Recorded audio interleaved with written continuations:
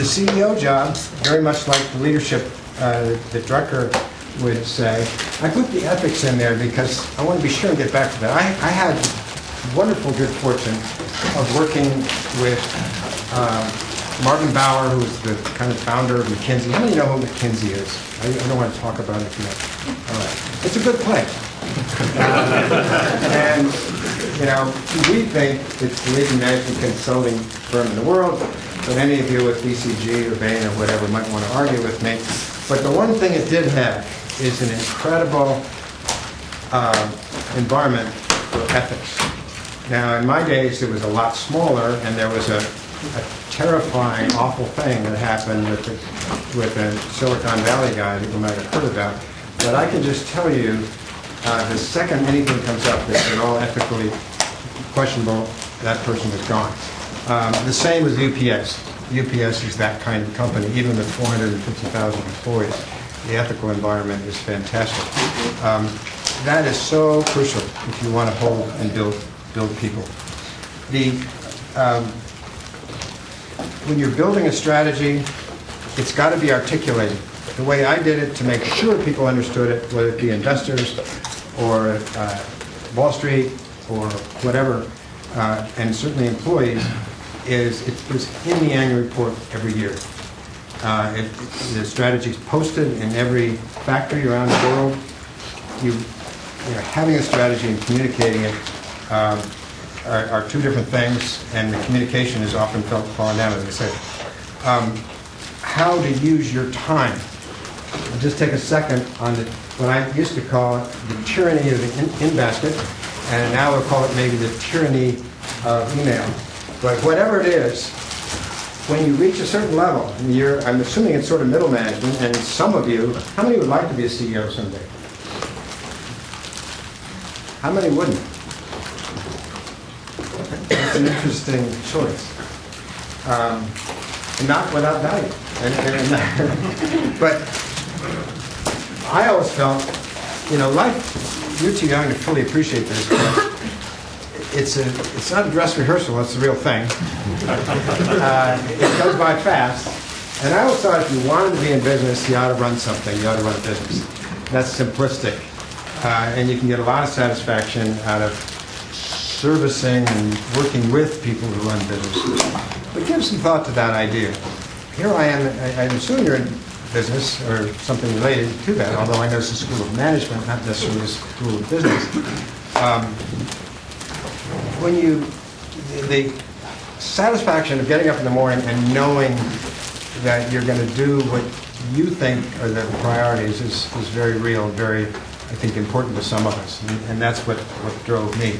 But when you get there, when you get to the office, there is, particularly as you grow, and I was a top director at a 430,000 person company, there is a million things to do that you just absolutely can't do. And so picking out of your day the three things that are important is a very crucial exercise. Otherwise, you can get bogged down and you can be busy and working hard, very hard, the whole day, and not do what you're supposed to be doing. So picking those priorities and getting away from the tyranny of what comes across your desk and proactively deciding what the two or three things are where you can most definitely make a difference in your business is, I think, something to keep right in front of you. In that handout you have, it talks about establishing a structure in your organization. How is it you're going to keep track of people, particularly if it's growing and it's growing? Are you going to have quarterly meetings face-to-face? Are you going to have an annual management conference where everybody comes in from around the world? And by the way, I had John Wooden come and speak to my management conference. It's one of the more exciting things that I got to do.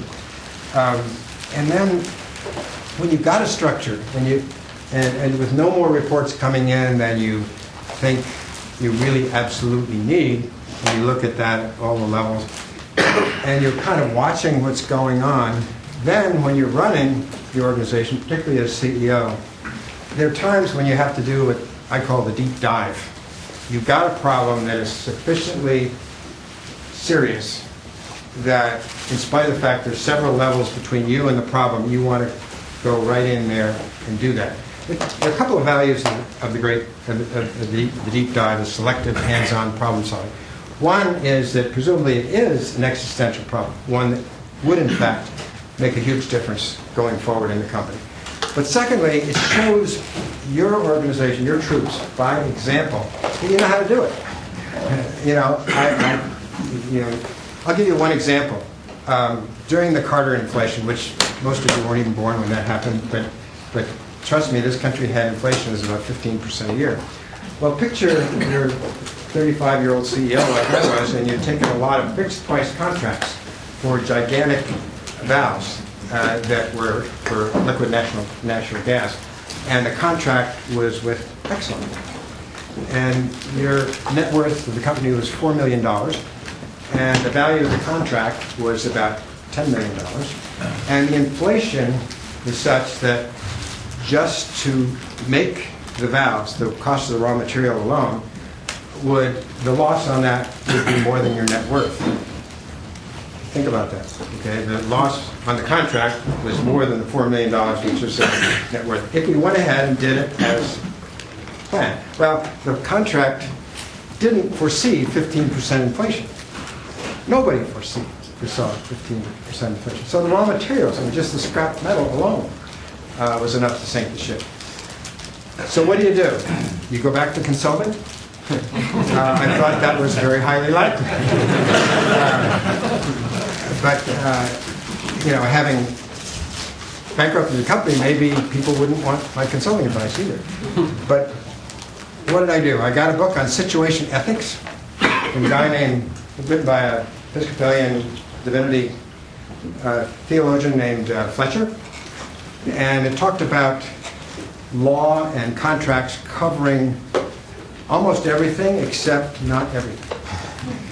That there are circumstances that weren't contemplated. I took my little situation ethics book down to Houston, and the stern-faced Exxon executives gathered around the table and wondered who this person was that wanted to renege on his contract. And so, with great trepidation, not sleeping the night before, I took them through the structure of our company, and we ended up, and talked about the ethics, so we ended up at the end of the day, they decided they really needed those valves, and to start over again somewhere else would be wrong. To have us go bankrupt would threaten their valves, so they raised the price. And that's an example of what I call an existential problem, where the CEO, I don't care who's nominally in charge of it, has to get in. Sometimes hiring a key person. We bought, our company was number 3 to Johnson & Honeywell in building controls, and you'll see in this building powers on the thermostats. And that was our big division. But that division didn't make money for about the first 5 or 6 years we bought it.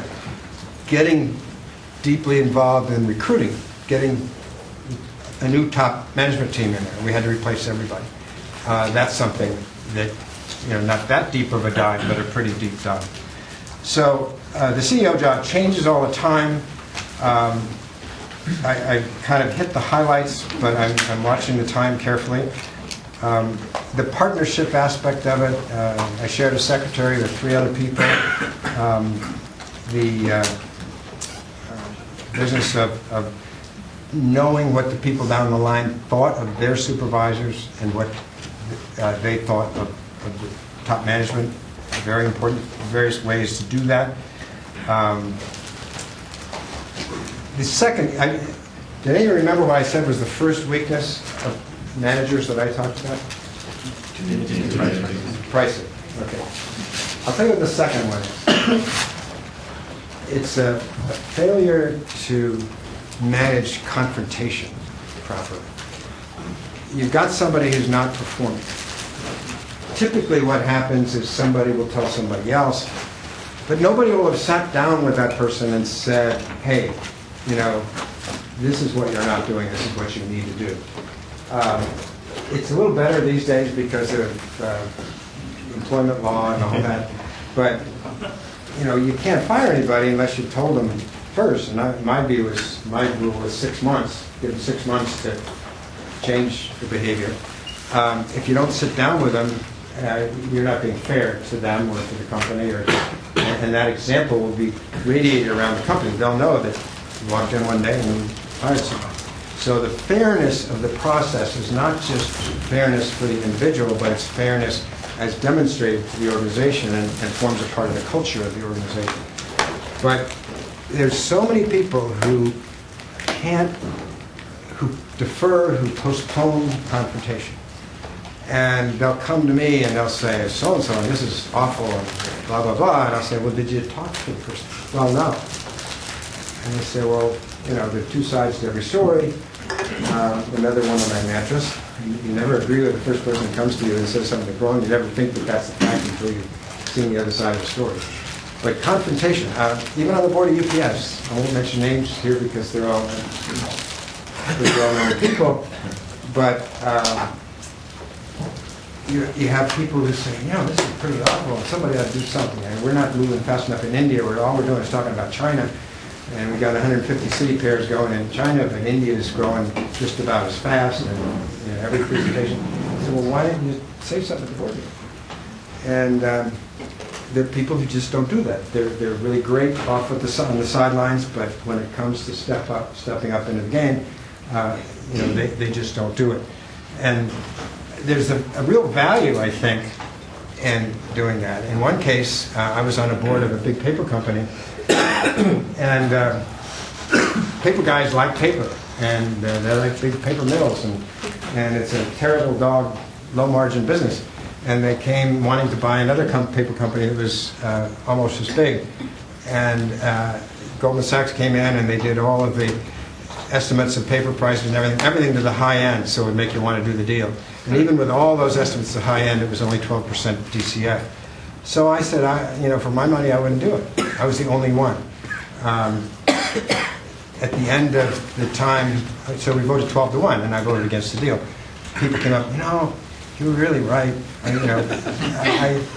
Well, the phone started ringing over the weekend, and finally the CEO called, and they decided not to do the deal. So I was the trigger to what people were saying, but there were these are people with CEOs, too, who are timid on the confrontation. And you don't have to be nasty and unpleasant when you do it. What you have to do is do it in a way that other people say they would react the same way if they were in your shoes. In other words, you're behaving as they would behave if they were confronted with what you're confronted. So let me finish up here by saying, not finish up, move to the entrepreneur part. I'll give you some steps, and we can talk about some of the steps in the Q&A. I think you got to ask yourself the famous question. I'm writing a book, by the way, on choices. It's called, I've got a working title now. Even though I got it half done, I should have a much better title. But it's called Life, Choices, and Happiness, 59 Great Examples. And it has to do with figuring out what you want to do when you grow up. And this fellow Levitt, who used to terrify me in the classroom, he said, if you don't know where you're going, any road will get you there. And I remember that. So you're going to change your ideas on what you want to be when you grow up. And I haven't figured out what I want to be when I grow up. But, you're this ongoing process. So asking yourself, where do you want to be 10 years from now? Do you want to own your own business? Do you want to run a business that you own part of? Do you want to be an advisor to somebody? Do you want to be in the inner city working with kids? What do you want to do? You really need to ask yourself that question. And when you ask that question, then you start moving. Now, if you're going to be an entrepreneur, and I'm told that a lot of you are interested in doing that, you have to say, what is inside me? Am I somebody who wants to take that kind of risk?